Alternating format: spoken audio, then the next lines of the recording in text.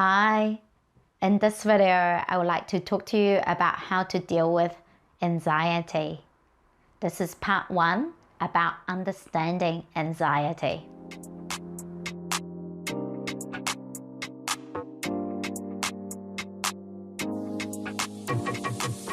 You're watching SU Coaching, and my name is Suki, and I am a certified coach based in New Zealand, and I used to be an agile coach working in technological companies, helping teams and leaders to perform better. And quite a few years ago now, I used to be a counselor on the voluntary phone line in New Zealand, helping people to understand their emotions and training other counselors to come on the line. Great. So we're here about the topic of how to deal with anxiety. And before we get started though, I would like to make a reminder to you about what is emotion in general. Remember that emotions are neither good or bad. We all have emotions, and emotions are there to tell us about something. It is not necessarily that anger is a bad thing, or anxiety is a bad thing, or that happiness is a good thing. It's better to view emotions as they are, for what they are. And it's important to remember that any emotion only lasts for about 90 seconds. And if an emotion that's lasting for longer than that, that's because we are re-triggering that emotion ourselves. It might be for good reasons. For example, if we're re-triggering anxiety, it could be that our body is telling us that we need to solve this problem that's at hand. Another thing to remember about emotions is that the more we resist, the more they persist. So there's no use if we're trying to push that emotion down. The more that we push it down, the more it's going to come bursting out one day and take us by surprise. So it's really, really important to sit with that emotion, be with it, notice it, observe it non-judgmentally. Great. So now we can move on to understanding anxiety. What is anxiety? Anxiety is our body's natural and normal reaction to a stress or a perceived stress. So, in historic times, anxiety happens when we go out hunting or gathering and we see a tiger that's in our vicinity. That is a physical threat and is a real one. And so our body needs to kick into gear to run away from it or to fight that tiger. Nowadays, the stress come in a more emotional way that is not a physical threat anymore, but there is still a threat that's happening, and therefore our body is reacting this way. So, for example, the coronavirus that's happening at the moment, the threat is there that we might get infected, but our perceived level of threat or our perception might be higher than what the actual threat is. And it's good if we can notice what is happening with our body.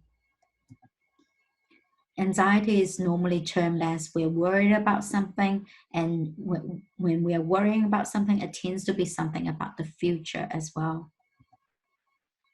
The next thing I want to talk about is our body's physical reactions to anxiety, to having this emotion. So, like I said, our amygdala is getting triggered when there is a threat or perceived threat that's happening in our environment. So, we go into this fight or flight mode to fight something that's in front of us or to run away from that tiger. So, all our muscles tighten up, getting ready for that fight or flight.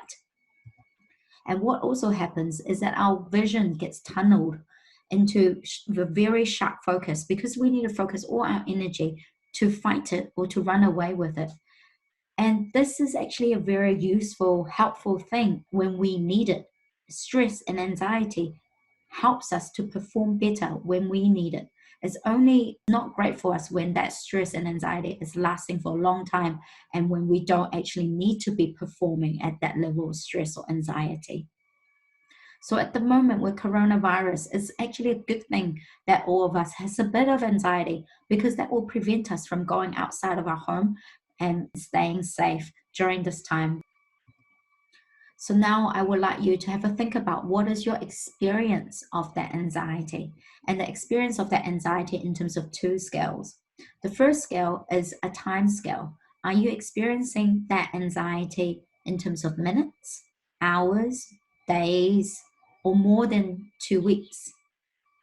Because when we're experiencing anxiety, it's normally when there's a stressor a threat that we perceive in our environment. So that stressor can be a one-off one. It could be something like before an interview or before delivering a presentation, we feel a bit of anxiety, and that's really, really normal. And once that presentation is over, that anxiety is gone.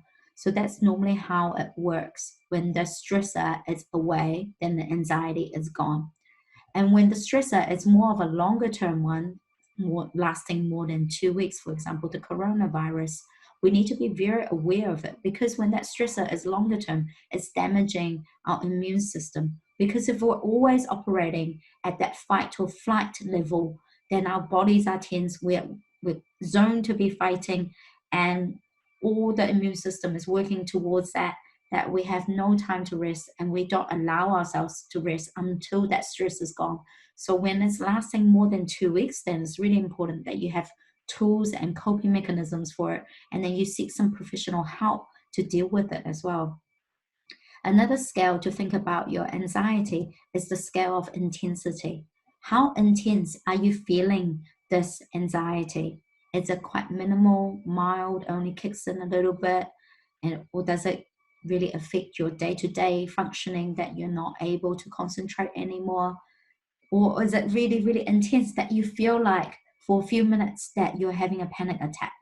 Because that intensity for a few minutes is just as damaging as mild intensity over a longer term period. So it's really important that we're aware of how we are experiencing that anxiety. So where to get help from here?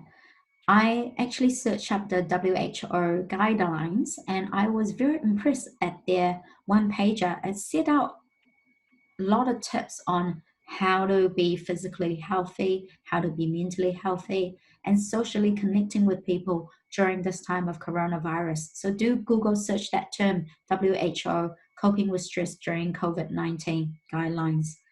Another tool to help you to know and understand your anxiety and get resources is depression.org.nz. And there are other sites that are outside of New Zealand as well that will help you to test whether you're having depression or anxiety. And there are resources that you can read up to understand about it more. And these phone lines are the lines that are operating in New Zealand at the moment, dedicating to people understanding their emotions and helping them to get through. So I would recommend you, if you're outside of New Zealand, look up what phone lines are helping you in your country. So this is the end of the part one of the video of understanding anxiety. The next part I'll talk about more on the techniques. So if you want to find out more about coaching and what I do, I recommend you to check out my website.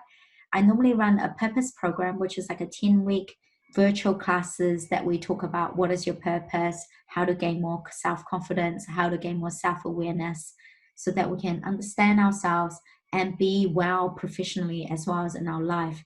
And subscribe to my channel for SU coaching. There are lots of videos on emotions and how to be more productive, how to deal with uncertainty. So do subscribe and get the notifications from there. And if you would like a free 15-minute personal consult, then please email me at hello@su.org so that we can talk about further whether coaching is something that will help you to get through this period or help you to get to where you want in life. Thank you for watching, and I'll see you in the next video.